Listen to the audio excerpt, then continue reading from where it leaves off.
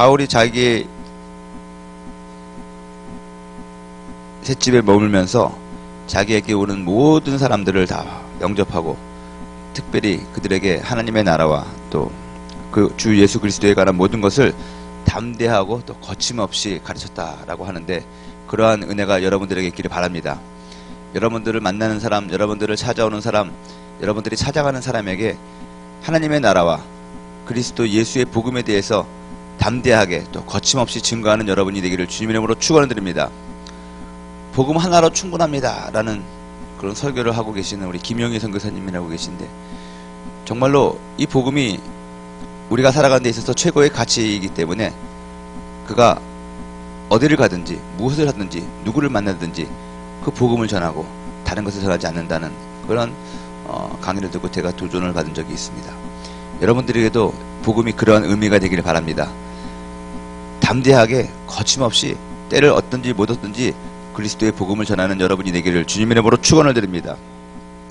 하나님의 역사를 보면은 항상 이 갱신과 확장이라는 또 부흥이라는 그런 모습을 우리가 볼 수가 있는데, 누가와 사도행전 또 바울의 사역을 보면은 하나님의 이 교회가 어떻게 태동되었으며 하나님의 역사가 지금까지 어떻게 어떤 패턴으로 어떠한 방식으로 진행되고 있는지를 우리가 알 수가 있는 것입니다. 특별히 어제 말씀드린 것처럼 사도행전 1장 8절을 보면은 이 하나님의 역사의 동심원을 볼 수가 있습니다.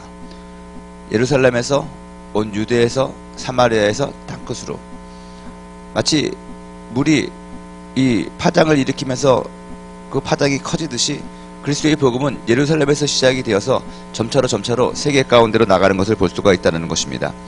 이것을 우리가 특별히 이스케일이라고 해서 이것을 문화적으로 우리가 해석을 하면은, 우리가 앞으로 살아가는데 사역을 하든지 또 우리가 거주하는 그곳이 문화적으로 네 가지로 나눠진다는 것입니다. 첫째는 동질 문화권입니다. 예루살렘이죠. 말과 언어와 또 문화가 같습니다. 여러분들이 앞으로 살아가는데 우리 한국 땅에서, 대한민국 땅에서 살아갑니다. 이 동질 문화권 속에서 살아가는 것입니다.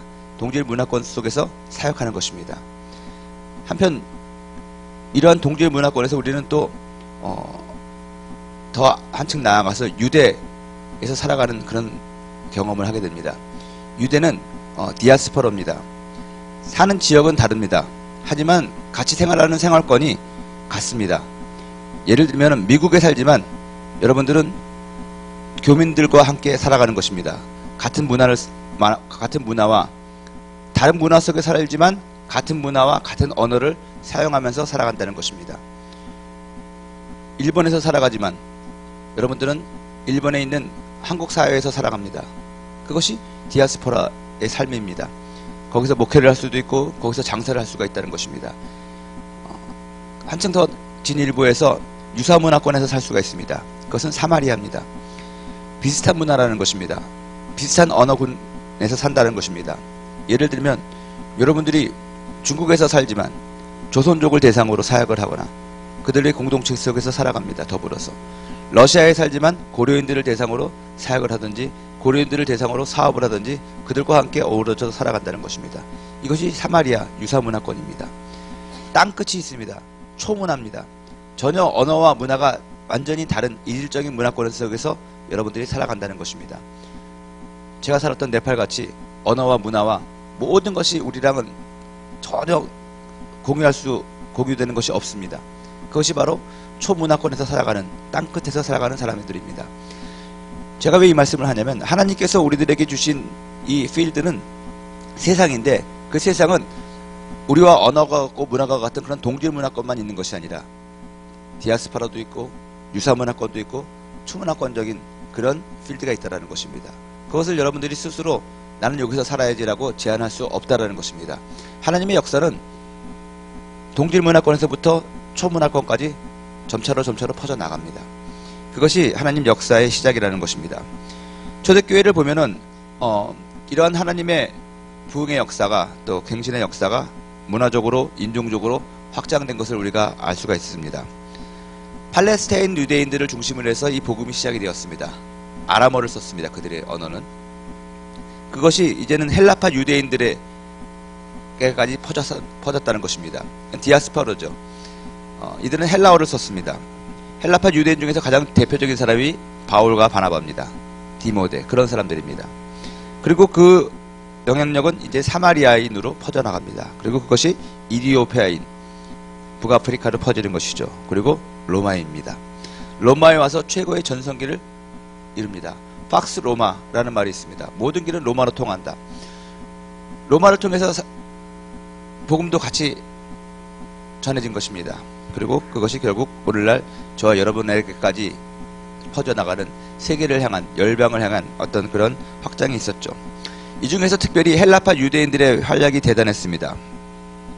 바나바와 바울 같은 사람이 대표적인 헬라파 유대인들이라고 했는데, 그들이 그리스도의 복음을 확장시키고 하나님의 역사를 이끌어가는데 공헌한 하나의 강점 중에 하나는 뭐냐면 이중문화, 이중언어권에서 살았다는 것입니다. 두 가지 언어를 하고 두 가지 문화권에서, 다문화권에서 살아가면서 많은 사람들을 포용할 수 있었고 많은 사람들에게 복음을 설명할 수가 있었다는 것입니다. 언어를 두 개 이상 할 수 있다는 것, 여러분 축복입니다. 여러 가지 문화를 경험할 수 있다는 것이 여러분들에게 축복입니다. 그래서 저는 여러분들에게 아주 강력하게 권면을 합니다. 젊은 날에 많은 문화를 경험하시기 바랍니다. 많은 사람을 만나시길 바랍니다. 많은 언어를 여러분들, 많은 언어보다도 지금 쓰는 여러분들의 한국어 외에 다른 언어에 여러분들이 도전하시기 바랍니다. 그것이 여러분들에게 있는 경쟁력입니다. 월드미션, RK, 그런 것들이 여러분들에게 하나님의 나라를 위한 헌신을 하기도 하지만 여러분 개인을 위한 엄청난 확장되는 그런 지식과 경험과 능력을 제공할 거라고 저는 믿습니다. 그래서 여러분들 할 수 있으면 여러분들이 이번 기회를 놓치지 마시고, 또 이번이 안 되면은 다음에라도 꼭 많은 문화들, 많은 다양한 사람들을 만나고 경험하는 그런 일들이 우리 청년들에게 있었으면 좋겠습니다. 특별히 역사적으로 보면은 갱신운동과 또 선교는 아주 밀접한 관계가 있습니다. 연결이 있습니다. 우리가 흔히들 얘기합니다. 선교의 주체는 성령이라고 얘기합니다. 이 역사를 운행하시고 이끌어 가시는 분도 성령입니다. 그래서 이 역사가 갱신되어지고 확장되어지는 그 이면에 보면은 성령의 역사가 있고, 그 활동을 우리는 선교라고도 얘기할 수 있다라는 것입니다. 사도시대 초대교회 때부터 413년 로마의 콘스탄틴 황제가 기독교를 국교로 인정할 때까지의 기간을 우리는 초대교회의 기간이라고 얘기합니다. 그 이후로서 교회는 계속해서 확장이 되어 갑니다. 갱신이 되어 가고 있습니다. 하지만 그것이 이제 제도화가 되고 또 조직화가 되고 하다 보니 갱신이 필요하게 되었습니다. 많은 비리가 있었고 또 부패한 일이 있었습니다. 본질을 잃어버리고 비본질적인 것으로 교회가 운영되었던 시절이 있었습니다. 그래서 일어난 운동이 수도원 운동입니다. 중세에 처음 일어났던 갱신 운동이, 그리스도의 복음의 부흥의 운동이 이 수도원 운동으로 나타납니다. 그리고 그 수도원 운동에서 더 한층 진일보한 것이 십자군 운동입니다.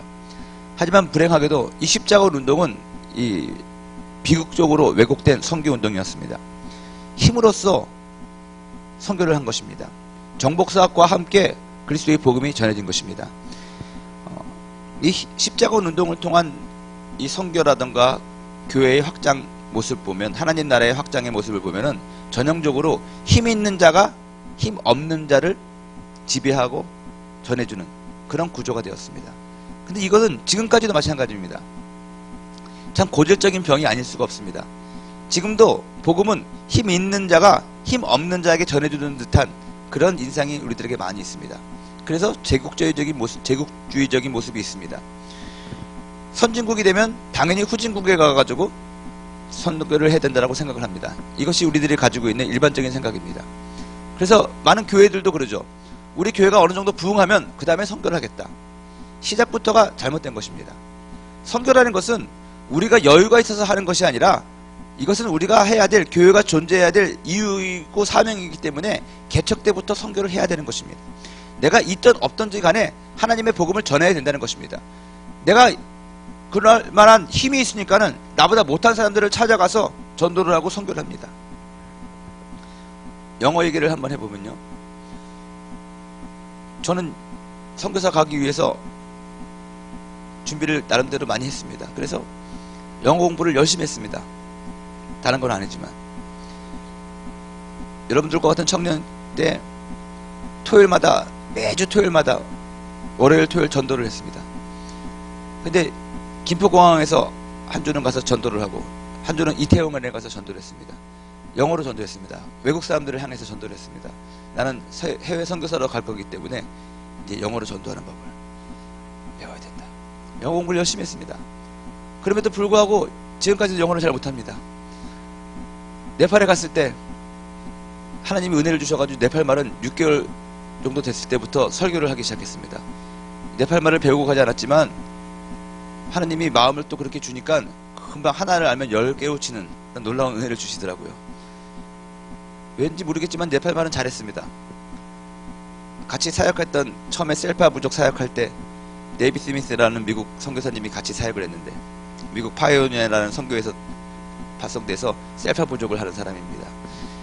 같이 저랑 같이 동역을 했습니다. 그와는 영어를 얘기했습니다. 그리고 사람들하고는 네팔 말을 얘기하는데, 나중에는 영어로 얘기하는 것보다 그 사람도 네팔 말을 아니까 네팔 말로 서로 얘기하는 것이 훨씬 편했습니다. 그가 그러더라고요. 저한테 물어봅니다. 성우야, 너 네팔 말을 언제부터 공부했냐? 한국에서부터 공부하고 왔니? 아니, 나는 여기 네팔에 와서 공부를 했지. 대단하다. 너 여기 온 지 한 7, 8개월밖에 되지 않았잖아. 그런데 내가 그런 네팔 말을 한다. 영어는 얼마나 공부했냐? 글쎄 한 20년 공부한 것 같다. 그랬더니 그래요. 와, 대단하다. 너는 20년 공부한 영어보다 6개월 공부한 네팔 말을 더 잘하냐 어떻게? 그리고 나중에 한참 생각했습니다. 이게 칭찬인지 욕인지, 영어를 못한다는 것인지 네팔 말을 아주 잘한다는 것인지 헷갈렸습니다. 언어 때문에 고민을 많이 했습니다. 그런데 제가요, 동남아시아 사람을 만나면 영어를 잘합니다. 근데 미국 사람을 만나면 주눅이 들어가지고 영어를 못해요. 희한하죠? 미국 사람하고 만나면 말이 더 안 나오고 더 주눅이 들고 안 들리고 그러는 거예요. 근데 인도 사람, 태국 사람, 필리핀 사람 만나면 나도 모르게 막 영어가 잘 돼요. 그거 왜 그렇습니까? 우리 마음 가운데 나보다 힘 있는 사람에게는 주눅이 들어서 도리어 못하는데, 나보다 조금 못한다고 생각하는 사람, 근데 그 못한다고 하는 기준이 뭡니까? 영적으로 내가 그들보다 잘났다고 생각하는 것이 아니라 경제적으로라든가 또 문명적으로 내가 좀 높은 위치에 있다고 생각하기 때문에 속으로 무시하는 것입니다. 이게 십자군 원증이 우리들에게 가져다준 비극적인 모습입니다. 여러분들이 단기 선교를 가서 영국이라든가 유럽이라든가 미국에서 전도하는 것보다 저 아프리카라든가 캄보디아라든가 몽골이라든가 중국 가면 막 자신있게 전도를 하고 그렇습니다. 여러분, 우리들의 마음을 한번 좀 되돌아봐야 되는 것입니다. 내 마음이 정말로 순수하게 이 복음을 전하고 있는 것인가, 아니면 힘의 논리에 따라서 나도 그들을 이렇게 무시하는 것이 아닌가. 교회에서도 마찬가지죠. 힘 있는 자가 권세를 가지고 있습니다. 그 힘이 어떤 힘인지는 모르겠지만 우리들의 가지고 있는 그 한 가지 고정관념 중에 하나, 우리가 버려야 될 선입견 중에 하나가 뭐냐면, 힘 있는 자가 힘 없는 자를 복음을 전해주고 도와주고 구제해야 된다는 것입니다. 이것은 잘못된 사상이라고 저는 믿습니다. 그래서 이것 또한 갱신이 필요했다는 것입니다. 그래서 갱신되어지는 것이죠. 나중에 이것이 종교의 개혁으로 나타납니다. 루터와 칼빈을 통해서, 하나님이 선택한 사람들을 통해서 이러한 갱신들이 계속 일어났는데, 종교개혁을 통해서 경건주의 운동이 일어나게 되는 것이죠. 그리고 모라비안 운동 같은 그런 자발적인, 그야말로 선교적인 구조를 가진 그런 공동체들이 태동되게 됩니다. 그리고 우리가 선교를 얘기할 때, 근대 선교라고 얘기할 때는 윌리엄 캐리라는 영국의 그 선교사, 인도 선교사님, 그 시대부터 우리가 근대 선교라고 얘기를 합니다. 왜 그렇습니까? 그 전까지는 지역 교회에서 선교를 했습니다. 국가가 선교를 했습니다. 영국에서 동인도 회사를 세워서 힘 있는 선교를 했습니다. 국가가 나서가지고 교회를 지원해줘서 교회는 국가의 이익과 국가의 필요와 결부되어서 하나님의 복음을 전했다는 것입니다. 그리고 하나님의 교회가 확장되었습니다. 부흥이 일어났었습니다. 근데 좀 전에 말한 것처럼 힘 있는 자가 힘 없는 자를 선교하는 듯한 그런 패단을 가져왔다는 것입니다. 근데 이 윌리엄 캐리 때부터 와서 무엇이 생겨났냐? 선교회가 생겨났습니다. 선교회가 생기고 난 다음부터 우리는 이제 근대의 선교라고 이야기를 한다는 것입니다. 그리고 이 선교회의 태동으로부터 이 그리스도의 복음은 엄청난 속도로 확장되기 시작합니다. 그때부터 나온 개념이 선교의 구조입니다. 랄프 인터라는 박사님이 그래서 이런 개념을 두 가지로 정리를 했습니다. 모달리티, 소달리티. 소발바닥, 곰발바닥이 아니라 모달리티, 소달리티라고 얘기를 하는데, 모달리티는 지역교회를 얘기합니다. 로컬 처치를 얘기하는 것이죠. 그리고 소달리티는 선교회를 얘기하는 것입니다. 그래서 하나님께서 이 두 가지 구조를 가지고 지금까지 이 교회를 확장시키면서 선교를 이끌어가면서 하나님의 역사를 이끌어가고 있는 것을 봅니다. 근데 이 두 가지 구조는 지금까지도 우리들에게 약간의 좀 갈등을 주기도 합니다. 모달리타라고 하는 이 교회 구조, 지역 교회는 회중 구조입니다. 특징이 지역 교회를 중심으로 시작이 됩니다. 그리고 그 지역 교회는 각계각층의 모든 사람들이 모입니다. 함께 생활합니다. 그리고 지역으로 모입니다. 장소적으로 모이게 된다는 것입니다. 그래서 그들에게는 이 양육의 장소가 매우 중요합니다. 교회 건물이 매우 중요하다는 것이죠. 센터를 세우는 것이 매우 중요하다는 것이죠. 그리고 그들은 기존의 신자에게 초점이 되어 있습니다. 기득권자에게 초점이 되어 있다는 것입니다. 그리고 그들은 모든 사람들을 자신의 어떤 그런 장소라던가 모임 장소로 초대를 합니다. 한 곳에 모이게 합니다. 정착을 시키게 합니다. 안주를 시키게 합니다. 그곳에 뿌리를 내리기 위해서 사역합니다. 그래서 사람들을 끌어들입니다. 구심적인 선교를 한 것이죠. 신약적인 선교가 아니라 구약적인 선교를 하면서 그들은 살아가게 되는 것이죠. 그것이 바로 회중구조, 모달리티입니다. 지역교회를 얘기하는 것이죠. 한편으로 우리는 이제 선교구조의 어떤 선교회가 있습니다. 그건 소달리티라고 얘기를 합니다. 선교회죠. 근데 이들의 모임은 지역적으로 모이는 것이 아닙니다. 동일한 목적을 가지고 모입니다. 교회 내에서도 나는 이번에 중보기도를 하겠습니다. 나는 이번에 해외 선교를 하겠습니다. 월드미션을 하겠습니다. 알케를 하겠습니다. 이것을 엄밀히 따지다 보면은 이거는 소달리티입니다. 선교적인 구조입니다. 같은 목적을 가지고 사람들이 모인다는 것입니다. 또한 같은 비슷한 배경의 사람들이 모이게 된다는 것입니다. 지역교회는 부자도 있고 가난한 사람도 있고 사주도 있고 노동자도 있고 다 모든 사람들이 어울려가지고 모여가지고 예배를 드립니다. 하지만 이 소달리티는 선교회는 비슷한 사람끼리, 의사는 의사끼리, 또 대학을 나온 사람은 대학을 나온 사람끼리 어떤 비슷한 레벨에 있는 사람들이 모이게 됩니다. 그러다 보니까 결속력이 엄청 강합니다. 교회는 결속력이 약합니다. 저마다 각기 다른 배경과 사람들이 모여서 있기 때문에 갈등도 있고 또 어떤 일을 추진하는 데 있어서 일이 금방금방 추진되지 않습니다. 하지만 이 선교회 구조는 일이 추진이 잘 됩니다. 왜냐하면 같은 목적을 가지고 있고 비슷한 수준의 사람들이 모였기 때문에 아하면 어하는 것이 있습니다. 그리고 동질 집단의 원리에 따라서 훨씬 더 결속력이 강합니다. 이 사람들은 지역적으로 모이지 않습니다. 목적을 중심으로 모이기 때문에 탈지역적입니다. 예를 들어서 이 로컬 교회의 구조가 여의도와 영등포 근처에 살고 있는 사람들이 모이는 교회가 여의도다, 여의도 순복음교회다 라고 하면 이 선교회는 강남에 사는 사람도 저 남양주에 사는 사람도 그 같은 목적을 위해서 거기 모인다는 것입니다. 이것이 지역교회랑은 다른 것이죠. 그러다 보니까 훨씬 더 활동적입니다.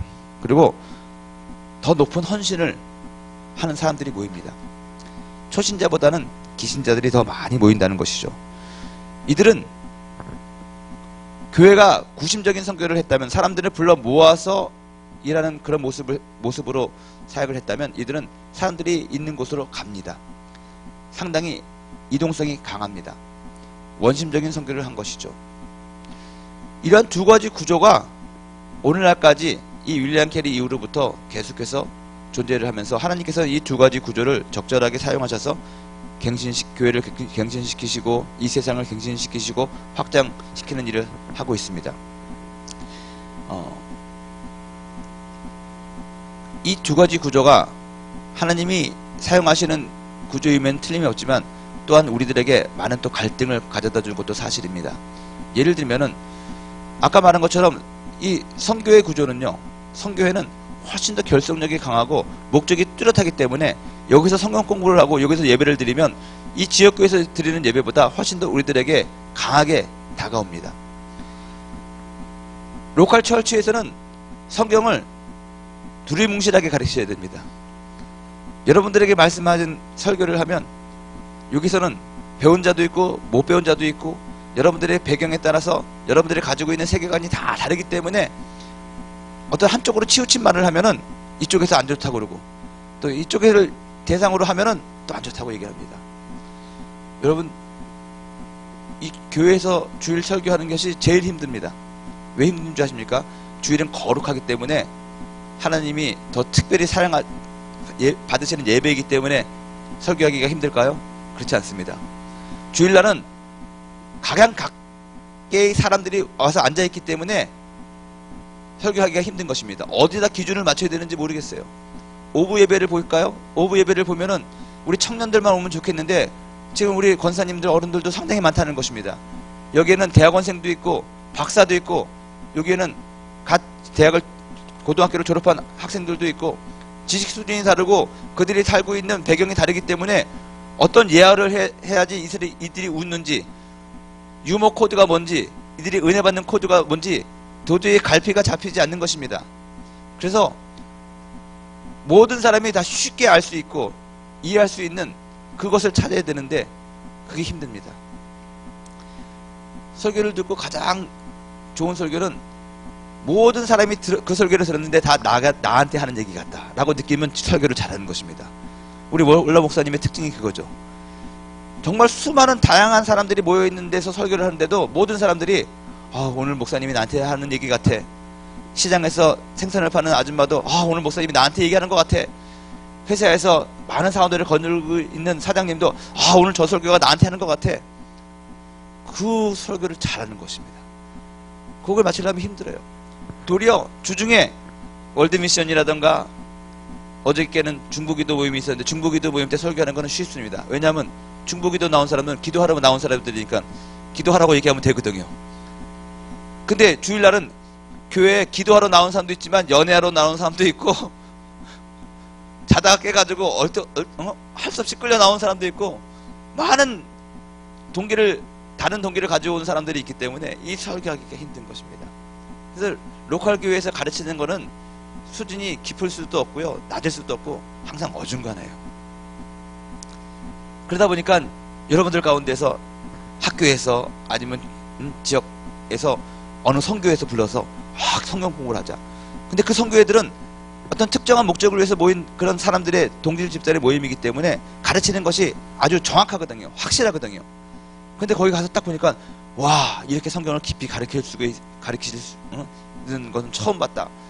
막 그러면서 좋아가지고 교회 와가지고 자기는 은혜 받았으니까 막 적용시키려고 하는데 그 교회는 자기가 똑같은 목적을 가지고 있는 사람들이 있는 것이 아니라 또 여러 다른 사람 생각을 가지고 있는 사람들이 있으니까 부닥치는 것입니다. 또 그 중에서 몇몇 사람들이 동지를 만나면 막 좋아해가지고 막 하다 보면 우리 목사님은 수준이 없어. 대신에 우리 선교회에 있는 우리 간사님 훨씬 더 수준이 높아. 교회가 갈라지죠. 깨지죠. 이런 것들이 사실 우리들 가운데 있으면서 어떨 때는 교회가 선교를 막 배척한 적이 있었습니다. 그리고 선교회 사람들도 그러면 교회 나 안 가. 우리끼리 그러면 예배를 드리지 뭐. 해가지고 모입니다. 이게 내비게이터, UBF 그런 선교단체들이 그런 거에 강해가지고 처음에는 무교주의자처럼 자랐습니다. 그리고 어느 교회에서는 우리가 대학을 가든지 어디 가서 선교회 간다 그러면 무조건 거기 가지 마. 담임 목사님 말을 의외는 들으면 안 돼. 뭐 이렇게 아주 그냥 극단적으로 나가는 것입니다.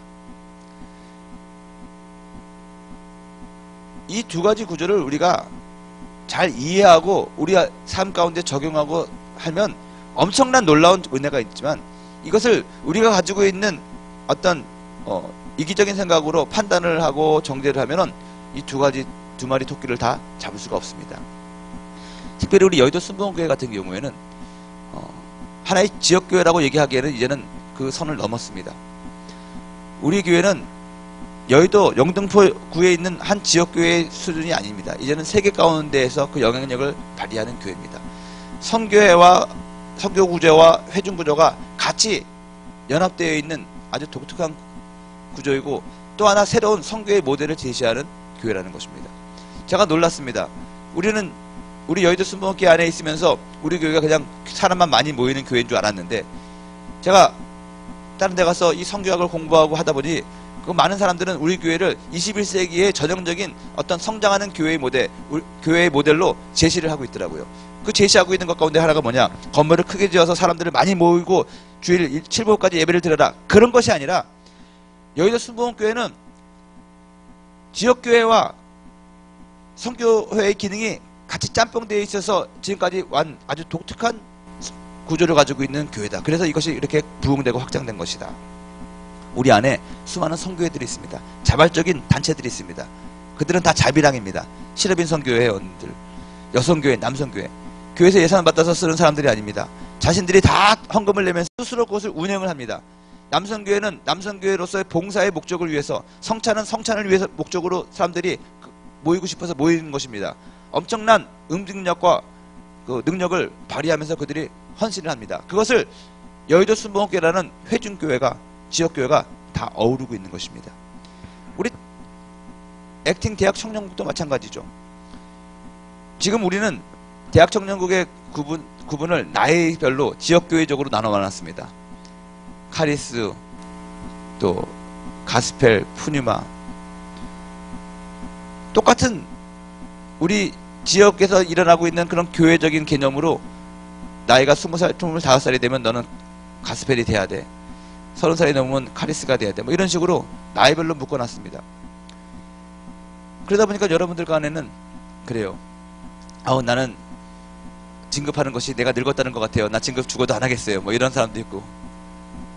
그런데 이게 좀 더 발전되려면 선교회적으로 묶어놔도 좋을 것 같다는 생각을 합니다. 특정한 목적과 어떤 그런 성향에 따라서, 은사에 따라서 사람들을 그룹핑을 하면은 이것이 어떻게 보면 훨씬 더 시너지 효과를 낼 수 있는 방법이 아닌가 저는 생각을 합니다. 그리고 실질적으로 여러분들 안에 있는 그런 봉사처를 보면은 그런 선교회적인 구조구동이에요. 월드미션이 대표적인 것이죠. RK가 대표적인 것이죠. 우리 교회 내에 그런 데 많습니다. 오순절 사랑학교, 또 무슨 성시아 운동본부, 굿피플, 이런 것들이 선교회적인 구조입니다. 그래서 그들의 결심력이 너무너무 강합니다. 열심히 사역을 합니다. 그것을 전체가 다 어우러가면서 예배를 드리며 어떤 한 목적을 향해서 담임 목사님이 이끌어가고 있는 것이죠.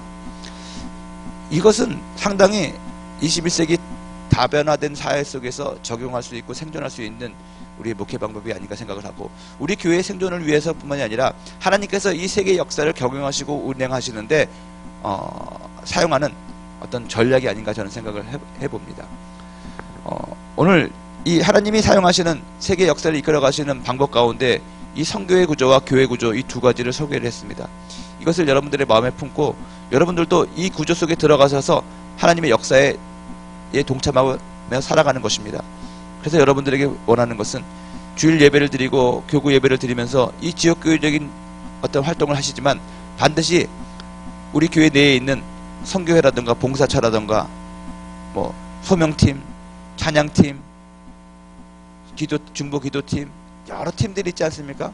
그런데 여러분들이 적을 두고 봉사하시면서 살아가면 여러분들의 그 모습들이 개인뿐만이 아니라 결국 하나님 나라의 확장을 하는데 이바지하며 살아갈 수 있는 그런 헌신이라는 것입니다. 아멘. 내일은 우리 순복음의 태동에 대해서, 역사에 대해서 역사적으로 우리가 알아볼 것입니다. 죄송한 얘기지만 제가 하는 강의 중에서 제일 잘하는 강의가 아마 내일 강의일 겁니다. 세계 역사를 간단하게 살펴보면서 그 가운데서 우리 순복음은 어떻게 시작이 되었고, 우리 순복음은 어디로 가야 되는지, 무엇을 하며 살아가야 되는지 말할 겁니다. 그래서 여러분 내일은 더 많은 사람들이 왔으면 좋겠습니다. 그리고 여러분들은 꼭 이것을 알고 우리 순복음 교회가 어떠한 신앙과 어떠한 목적으로 우리가 살아가는 거고, 순복음 성도는 어떠한 것이 순복음 성도인지 여러분들이 좀 잘 알고 우리 청년들이 살았으면 좋겠습니다. 이번 주에 이 세계 역사, 하나님의 역사에 대해서 공부를 하면서 중요한 것은 우리가 역사를 보고 그냥 지식으로 끝나면 안 됩니다. 역사를 통해서 우리가 알아야 될 통찰력은 과거에 잘못된 것, 또 과거에 잘된 것들을 우리 삶 가운데서 적용시켜서 앞으로 더 발전적인 그런 모습으로 우리가 나가야 된다는 것입니다. 오늘 얘기한 것처럼 십자군 원정과 같은 그런 일들을 통해서 힘이 지배하는 선교라든가 힘이 지배하는 신앙생활은 그건 우리들의 삶 가운데 적용해서는 안 되는 것입니다. 반면으로 하나님께서 우리에게 주신 그런 선교의 구조, 교회 구조 이런 것들은 우리가 잘 수용을 해서 정말 이것을 적절하게 사용해서 더욱더 하나님 앞에 큰 영광을 올려드리며 살아가야 된다고 저는 믿습니다. 이런 것들을 여러분들 마음속에 품고 오늘 하루도 승리하는 하루가 되기를 주님의 이름으로 축원을 드립니다.